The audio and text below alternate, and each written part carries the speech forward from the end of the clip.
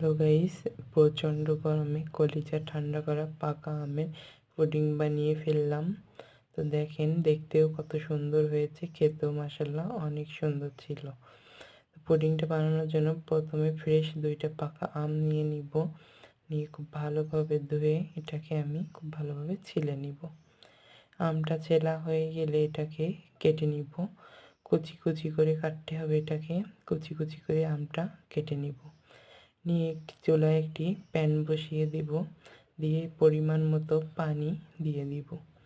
পানি দিয়ে এর ভিতরে পরিমাণ মতো চিনি, একটু ফুড কালার এবং দিয়ে দিব আগার আগার। এবার এটাকে খুব ভালোভাবে মিশিয়ে একটি মোল্ডে ঢেলে নিব। নিয়ে এর ভিতরে দিয়ে দিব আগে থেকে কেটে রাখা আম কুচি।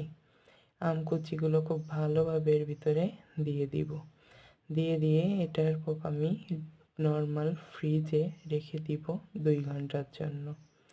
এটাকে নর্মাল ফ্রিজে রেখে দিলাম। দিয়ে 2 ঘন্টা পরে এটাকে আমি ঢেলে নিব একটি প্লেটে। দেখেন কত সুন্দর বসে গেছে পুডিংটা। এবার এটাকে আমি একটি প্লেটে ঢেলে নিলাম। দেখেন কত সুন্দর।